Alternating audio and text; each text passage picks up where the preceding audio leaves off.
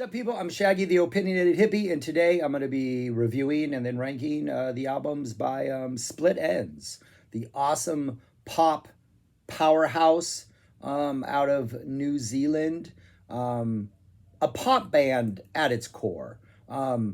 Early in their career, definitely had some prog elements, and they went through which was like mid 70s. Then they definitely went through a new wave phase. Then they kind of cleaned up the sound, or not necessarily cleaned up the sound, but sort of mainlined the sound and became more of a straightforward pop band, but always with sort of these quirky elements in it, a lot of little touches of prog throughout, a lot of new wave influence.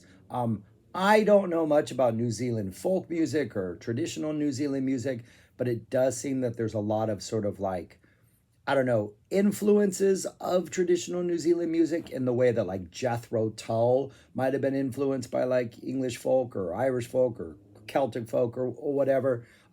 It just feels like there's influences there that I can't necessarily pinpoint because I know nothing about New Zealand music. But it gives a nice variety to their sound. I got really into this band when I was a preteen. They played a lot of their videos on MTV back in the early days of MTV, like the first years of MTV. I did not have MTV. My dad and my stepmom owned a couple McDonald's, was well off. They had MTV. And so whenever I was there on the weekend, I stayed up as late as possible every night watching videos. And that's how I came to absolutely love Split Enz. 4 or 5 of their songs were in pretty regular rotation. Or at least I knew them enough to really like the songs. As far as a Frank Zappa connection, they covered the Beatles live, as did Frank. They covered David Bowie live. And Adrian Belew, who played with Frank, left Zappa's band to join David Bowie. Maybe you should go with your David. Maybe you should play with your David. I don't know. I don't think that was the line. Maybe you should stay with your David. Yeah, that was it. Red Shoes and Dance the Blues again. So there's a weak connection. Also, I was listening to FC Aussie a couple weeks back, and I was trying to brainstorm bands that were of the Australian continent, not necessarily Australia itself. So New Zealand is from Aussie, or from that continent. So there's a Zappa connection. Zappa went to Australia once. I don't think he ever played New Zealand, right? But yeah, quirky band, pop band, great songwriters, fun, 9 albums. I'm just gonna go. Oh, and I know nobody out there. I don't think Split Enz is on anybody's radar anywhere ever, which is the exact reason why I decided to do this. Because if one person goes and checks them out and then likes them and grows to appreciate them, this is a band that I do think deserves some sort of retro appreciation, or a rise in popularity. I know they're still really big down under. One of the albums I don't have, and I listened to it on YouTube. And which it's not even on YouTube Music or streaming. I had to find it on YouTube. And so all of these, once I did that, my feed was just flooded with Split Enz stuff. And they're still really, really popular in New Zealand. The founder, Tim Finn, was on a talk show recently, and it was just it was almost like he was Paul McCartney. So the band is really highly thought of. I think maybe other than Lord, maybe the most popular thing that came out of New Zealand. I don't know how many record sales they have. But for some reason, I just always have thought they were maybe more popular or maybe more common just because of their early MTV presence. But anyways, enough yakking. Let's get on to number 9. I'm just going to rank them in order. Here we go. Number 9. Number 9 is See Ya Around, their last album released in 1984. They did release an album of it wasn't necessarily packaged as a retro album, but it was an album of early singles and stuff that were recorded prior to making their first album, and they were just kind of put together on a release. I'm not counting that, even though it is in their official discography referred to as one of their official studio albums. I'm not going to review that because it doesn't feel like an album, and most of these albums feel like albums. But anyways, this one also doesn't feel like an album. I think right before they recorded it, Tim Finn, who started the band, quit, and his brother Neil Finn, who joined the band in their third album and then became a more prominent songwriter as the years went on, left the band after this album and started Crowded House, which at least in the United States was pretty huge. I think he had 5 songs. He was overwhelmed by doing the album on his own. The other band members wrote some things, some slightly experimental, some just. It's overall like a very. It almost feels like Neil Finn. I guess they had a contract, and it feels like Neil Finn was like, "Oh man, okay, let's cobble something together, and I'm just gonna move on." Like, not mean spirited. Like, it's just like I have a job to do as a musician. I'm gonna put this together. I don't think anything is really too inspired. It's more interesting if you know Split Ends, because then you see what he tried to do and what the other band members did. But yeah, no, I don't ever listen to this album, so yeah, my least favorite by far, by a big jump far. Number 9, See You Around. Number 8 is their ninth album, second to last album, Conflicting Emotions, which came out in '83. This is a really good album. I think there's maybe only 2 kind of what I think are great songs on here. One thing that Split Ends has always had, even though the members have changed at points, is a really solid rhythm section. And like some of their bass lines just are this weird, I'm going to call it New Zealand funk for lack of a better word. It's not like hard funk. It's not like Dixie funk. It's not like, it's just this kind of funky little groove that to me, I'm just going to call that Split Ends does so well.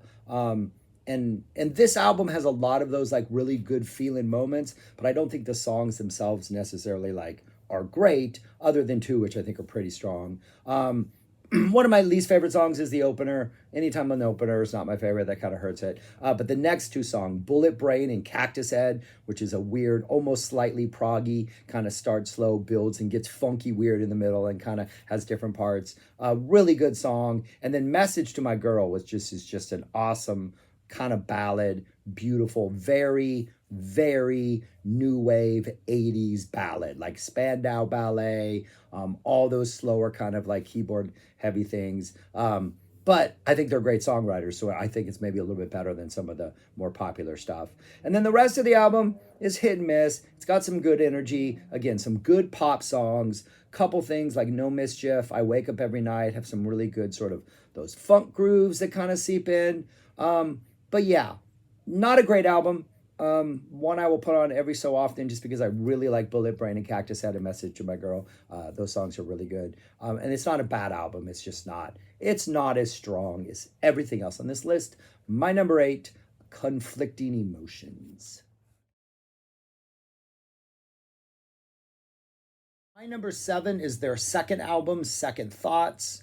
This is not a bad album at all. This is actually kind of a really good album. But what this album is it's sort of an instance of a band maybe recording a debut album, maybe that only gets released in, their on their continent. They get, they get a better record deal, or they have the ability to get a better producer. So they go into the studio, and their second album is essentially like debut number 2. In fact, when we release it in certain countries, we're going to give it the exact same name as our debut, just to confuse things.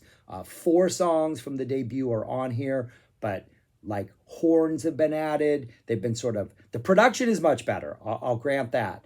But it's a shinier production, and it definitely isn't as gritty and sort of their debut album is almost like straight prog. It's a wonderful, incredible prog album, underlooked prog album, Jethro Tull-esque prog album. Definitely not as like ambitious and crazy as Jethro Tull or most prog bands, but it's a good pop prog album.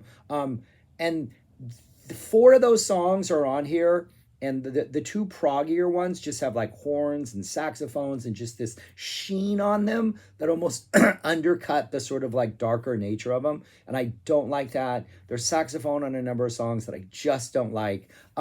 So it's just one of those that if the first album didn't exist at all, and this was my first introduction to this band, and there was nothing to compare some of these songs to, I would probably like this album better.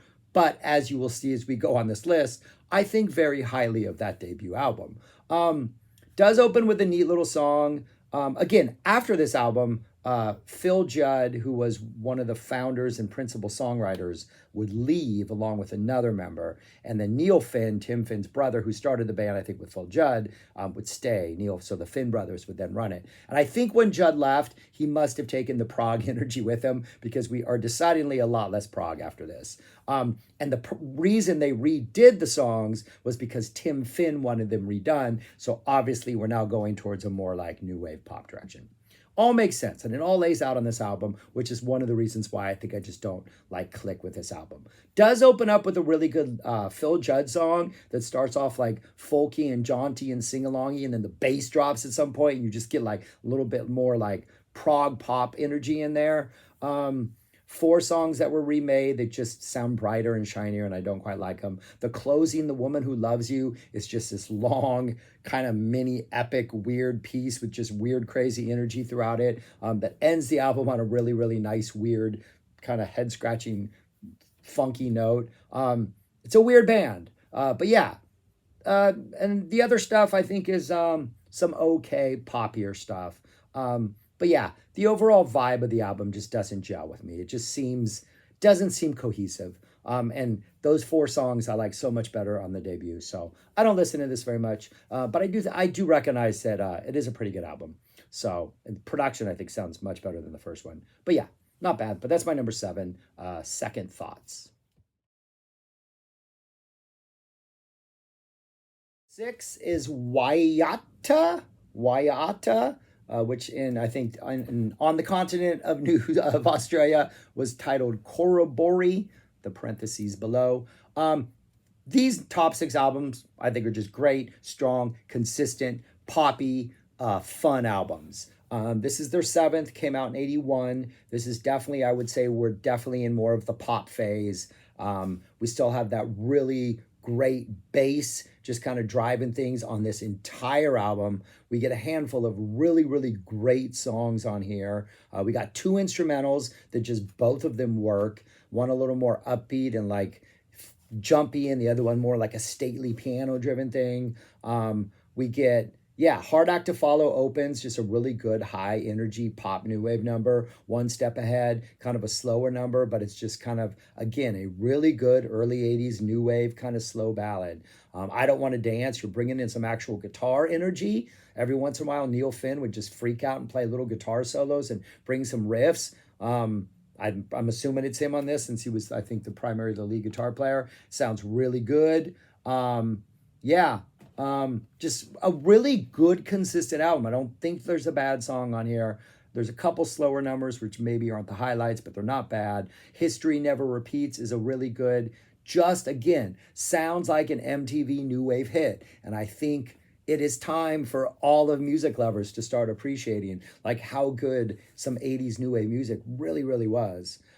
Walking Through the Ruins is this really weird song that has some really weird different vocal parts, but then we get to what I think is the chorus and it becomes almost soulful, and there's like this 8 seconds of just pure soulful melody that just make that song just like, oh yes.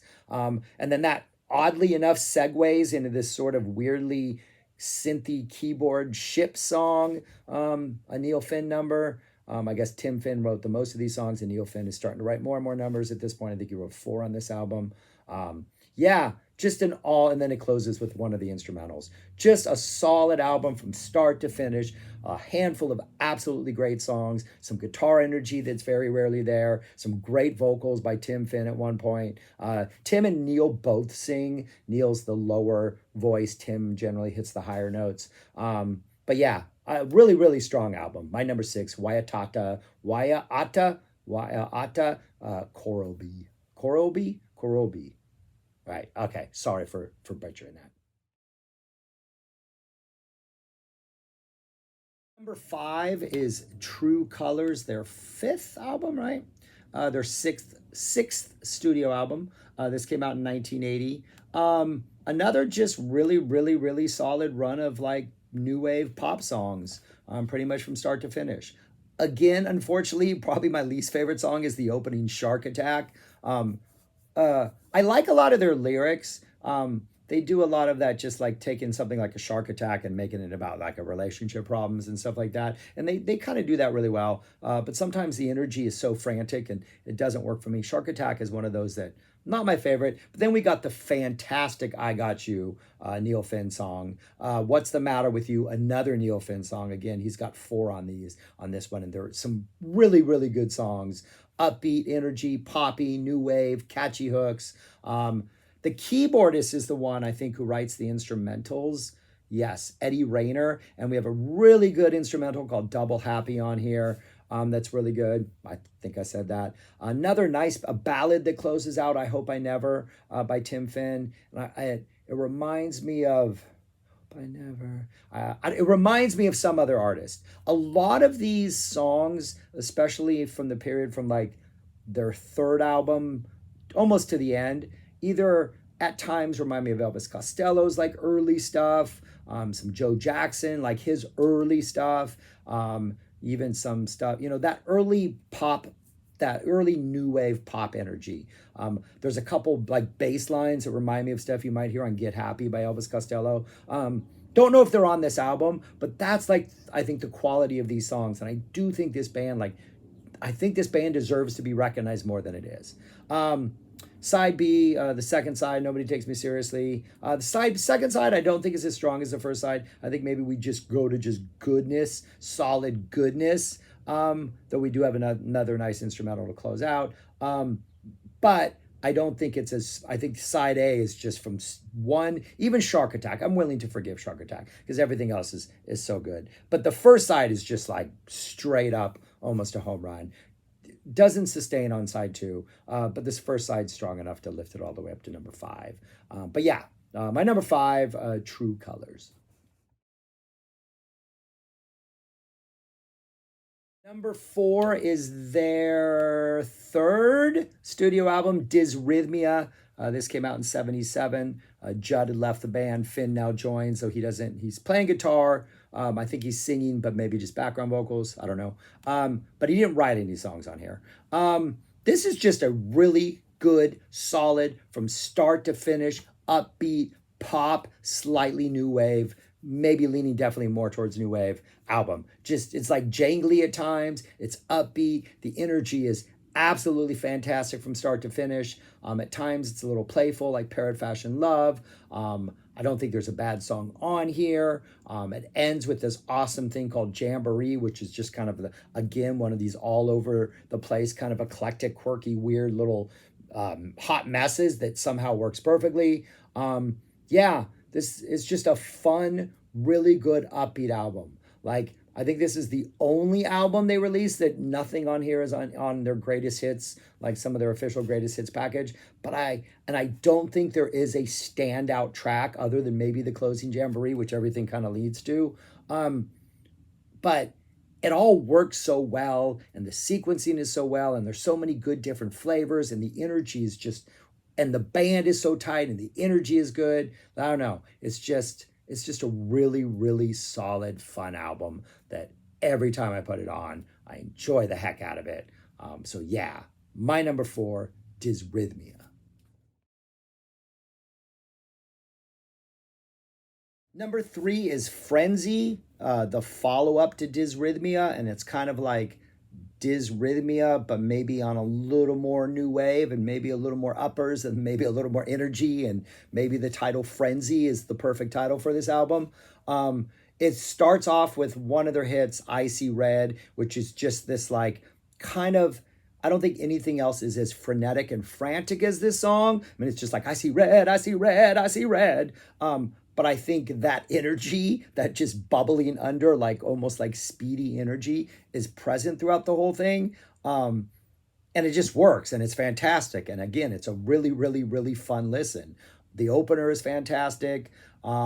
Give It a Whirl, the follow-up, has a really just kind of bigger new wave vibe. They're definitely leaning into some new wave stylings. Master Plan almost sounds like the Beatles version, like a Beatlesque cousin to My Morning Jacket's Master Plan. It's kind of got that kind of, I got a master plan strut, but this one is a lot more Beatlesque. Some of the harmonies are fantastic. Some really good stuff.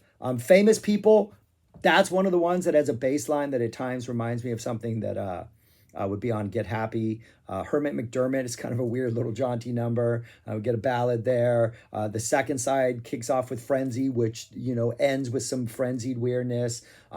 She Got Body, She Got Soul is almost like just this fun, like, early 60s like rocker. She got body, something you like all sing along. And maybe Billy Joel, maybe it's like a Billy Joel song, An Innocent Man. Like that's that type of vibe, almost like a 50s fun type vibe. And then the three closing songs are just kind of a little bit weird, kind of maybe slow down a little bit of the new wave energy. Betty, Abu Dhabi, and then Mind Over Matter, just really strong finish to the album. But just from start to finish, like, other than I think there's one ballad, like it's like the penultimate song on side A, the energy level is just high and upbeat and jaunty, and the bass playing is fantastic, and the musicians are fantastic, and the singing is fantastic. It's just a really, really good fun listen.